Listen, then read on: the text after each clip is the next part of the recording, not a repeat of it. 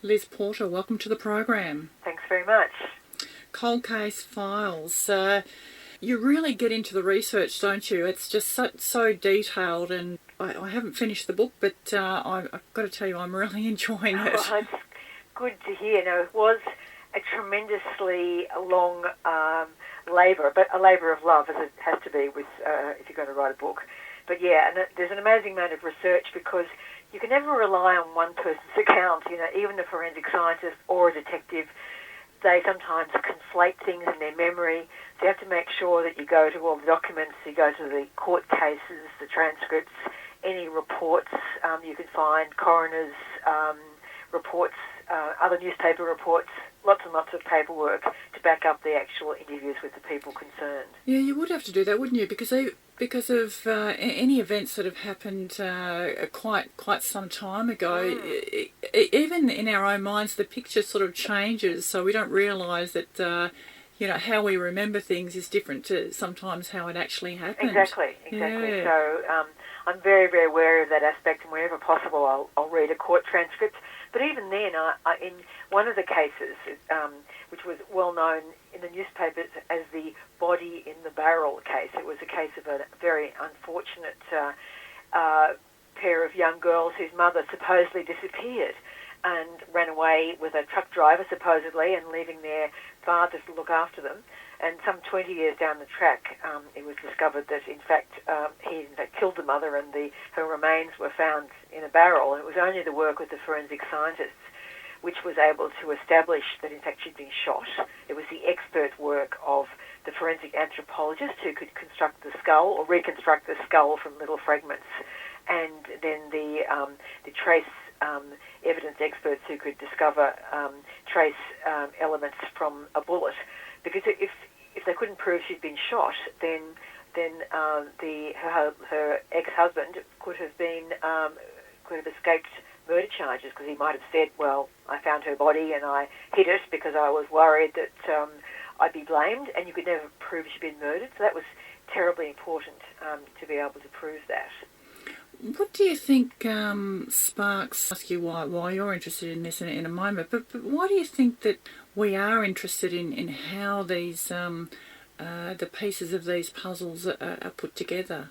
Well, I think it's very emotionally satisfying.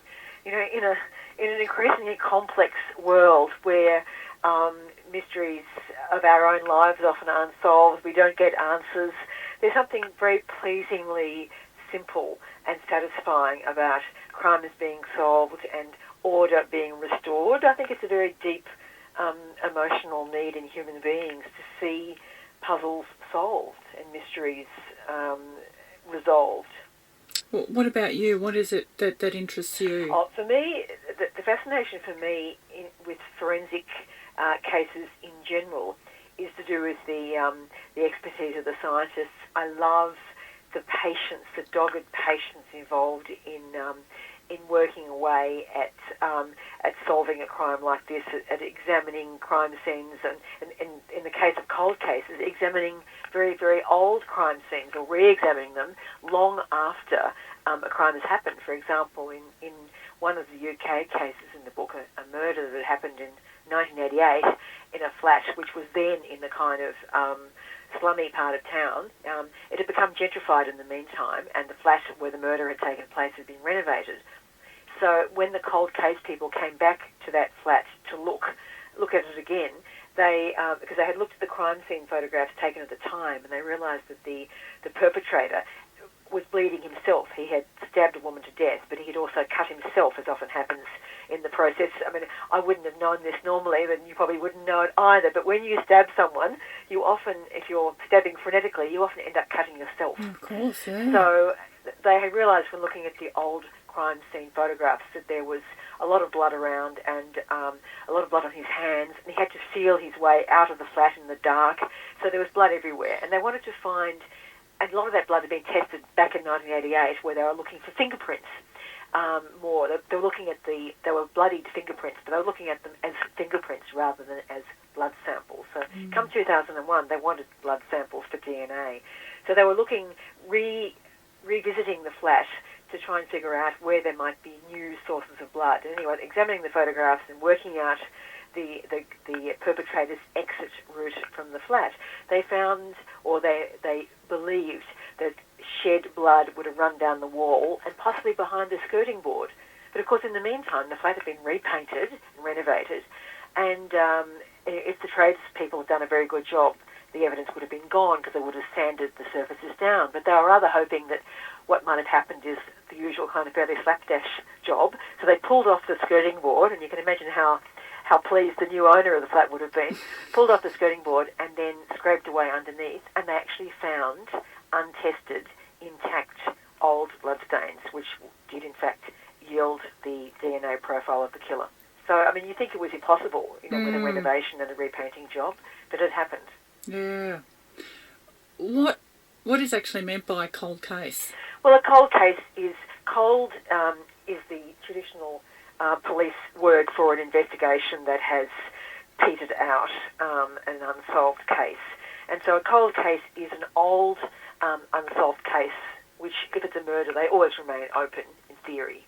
So that's what it means. It just means old and unsolved. But old, it can be, I think, rough definition is usually sort of, from 5 or 6 years to 30 or 40 or 50, depending, is the sort of time span. How did you pick the individual stories in this book or files? Well, one thing I asked around, of course, but I had a Google alert going on the words cold case and forensic, and I was getting, hundreds of cases a month, and of course many of them were frighteningly identical and not very interesting. So then I found myself not very interesting in the case, in that they were solved by just really by the DNA database. Somebody would commit a crime, say in 2009 or 10, their DNA was taken because they'd been convicted of rape or burglary or whatever, and then their DNA profile would be found to be matched to a crime from 10, 20 years ago, for which they had never been suspected, to which there was no connection. And, it's interesting to have one of those cases in your book, but you don't want to have a whole lot of them. So I was looking for cases where there was an interesting emotional backstory or something interesting scientific in there. So there was a lot of filtering. Most cold cases are, because they are old and unsolved, they're more interesting than the average crime. I mean, I found with my previous book, Written on the Skin, an Australian forensic case book, that I was really choosing an absolute minority of cases, because most true life crimes are very dull. Most criminals are stupid. Their cases are banal. Their motives are uninteresting, and you have to go through all those cases and find the cases that are in fact most like fiction cases, because they're the ones that are interesting. Yeah, I think that's why I'm enjoying the book so much. Well, with the previous book, one very kind reviewer said that each of her stories reads like good crime fiction, and I thought, well, that's for this book. I thought, now that's an aim I really want to work towards. So I very consciously was choosing cases with a good beginning and a middle and an end, interesting characters, or, as I said, something some gee whiz factor in the science. Like the armed robber who was found caught by his dandruff. This was a UK case where it was a pretty well executed robbery, in the sense that the getaway car was found, but there was pretty much nothing in it, hardly any fingerprints, and there was just no gloves or anything like that. There was a fragment of black stocking in there, which was from a stocking mask, and on that stocking mask were some little fragments of something or other, which they later established was dried skin, flakes of skin, dandruff. And at the time, they couldn't really do much with it because the DNA techniques weren't sensitive enough, but they stored it carefully. They used a special kind of forensic tape to pick up flakes of skin off things, and it was put on this special forensic tape and stored carefully. And then down the track in 2004, when techniques had improved, these little flakes of skin were reanalyzed, and they were found to yield a DNA profile. And in the meantime, a match was found to a criminal who had been guilty of other kinds of thefts and crimes around the neighbourhood, but he'd never been suspected for this. And he was convicted and jailed for it. And the shampoo company Head and Shoulders actually chose to use the news reports of his conviction as an advertisement, and it was "Don't get caught with dandruff," and they just used literally a tear out of the newspaper reports of him going to jail for their advertising campaign, which the victims of the robbery, who were not physically hurt, but obviously psychologically damaged by having been victims of an armed robbery, and they had to go through it again, of course, in court. They were very pleased with the advertising campaign. It gave them a few laughs after what had been a very traumatic experience. Yes. I enjoyed...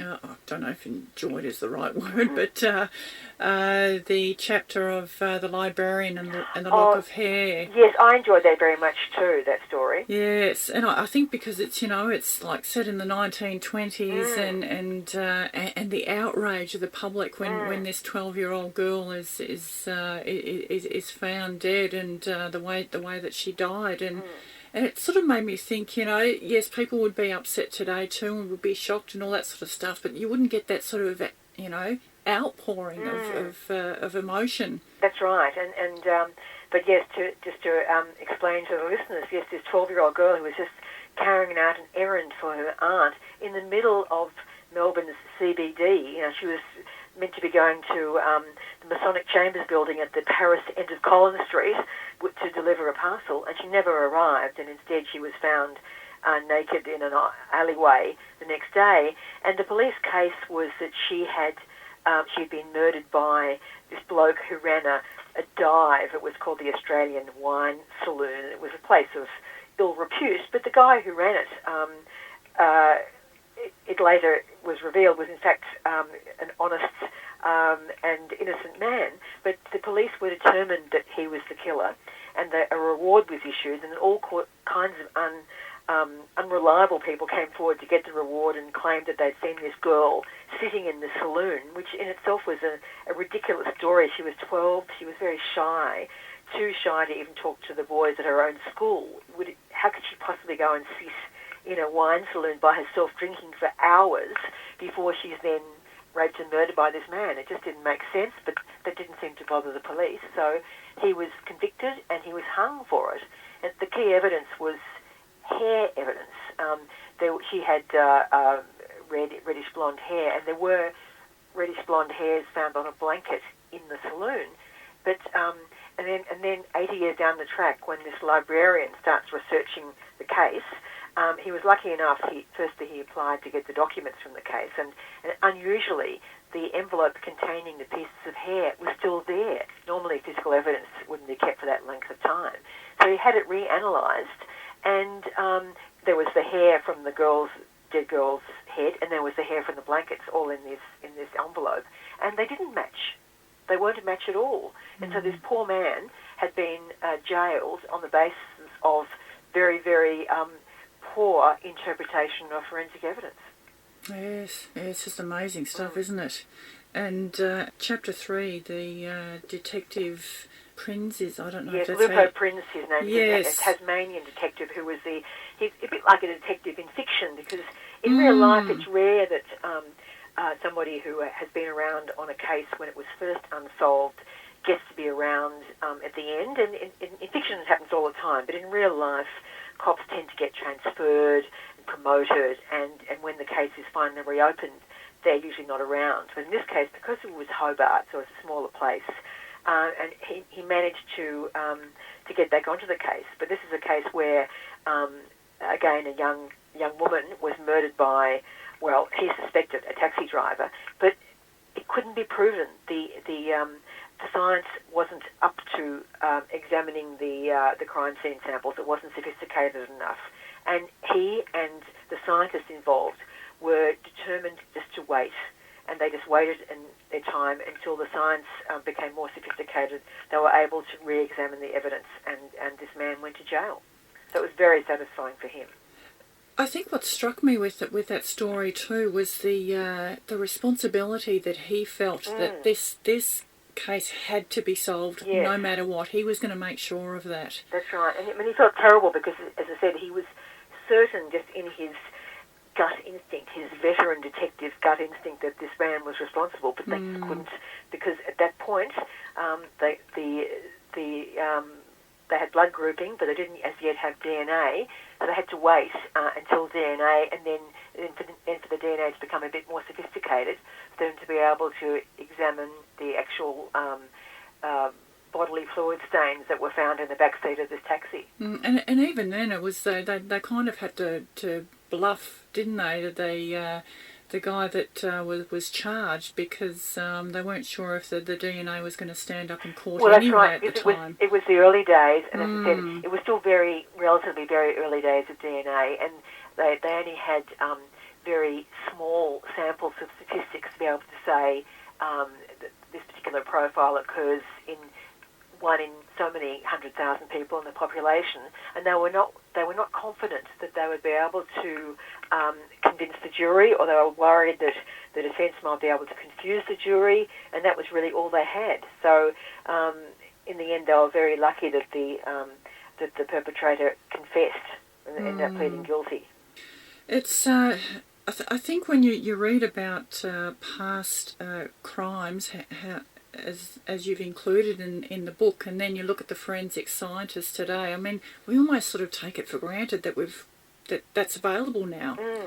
But to be able to solve past crimes is really quite amazing, isn't it? And it's not just the science, it's having people who are smart enough to use it. It's like one of my favourite cases in the book is just actually an introduction. It's quite brief, but in Tasmania there was an armed robbery, and a woman was tied up and robbed, and a rather sharp-eyed police officer was at the scene, and he saw on the ground a leech lying there, and it wasn't really leech territory where this robbery had happened, and certainly the victim hadn't been bitten by a leech, and none of the police officers were, so he's surmised that possibly the leech had come in with the perpetrator, it had dropped off the perpetrator, and therefore, and it was quite swollen, the leech, therefore it contained blood, and it was most likely the perpetrator's blood. So he evidence bagged the leech and took it away and got a DNA profile from the blood in the leech, but then had to wait.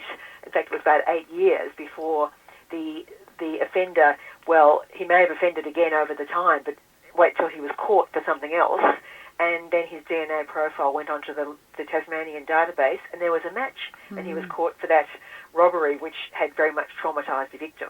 But again, as I said, the science was there, but you have to have the sharp-eyed, intelligent investigator to find the opportunity where it can be used.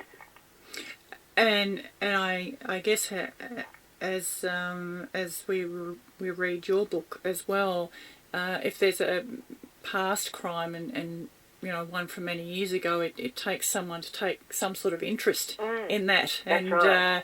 And usually it's or not usually, but it has so happened that there's been some people that have taken an interest that have had no background in any of this sort of stuff at all, but just felt that something wasn't right. Yeah, that's right. Well, the librarian, that's right. He was most certainly not neither a scientist nor a detective. He just, once he started researching the crime, he just thought there was something terribly wrong about it. I hasten to add, before the listeners think that this is all terribly grisly, there are several cases in the book which don't involve murder. There's one case which involves the death of a child some 2,000 years ago. It's an Egyptian child whose mummified remains were in a museum in Melbourne, and a forensic Egyptologist, as she's known, examined this child mummy and called in a forensic dentist to try and figure out why this child might have died. Why they had to call a dentist in was because all that was left of this child was the head, because mummified heads were often stored separately. And they discovered, by examining the teeth and the jaws, that this child had probably died of a botched orthodontic operation. That the child had a crowded mouth, a mouth with too many teeth in it, and clearly some of them had been removed and just before its death. So the assumption there is that this poor child died as a result of the infection that must have set in. Well, it's such a great read, as was your other book too, written on the skin. I have read that book as well. This is again, another fantastic read, and so well researched as well. It's you can really sort of sink your teeth into every story. Probably not the best way of putting that. Well, it is accurate. I always do make sure that people, all the people who I have interviewed, I always send them different drafts to check, which is a very, very irritating process for all concerned. And then the most amazing thing is that often they'll look at a draft several times, and then you finally send them what we call the proofs, so it's in the final version. So it looks like the book, but it's just not bound yet. And it's often only then that they realise that there's a mistake. I mean, it doesn't matter, as long as it's done then, that's okay, but I often think, I feel like saying, oh God, why, you've looked at this 3 times before, but it's somehow or other, something about seeing it almost looking like a book concentrates the mind. Yes, yeah. No, just wonderful work, Liz. I really appreciate your time today, and look forward to your next book. Well, thank you very much. Thank you very much, Liz. Bye-bye. Bye-bye.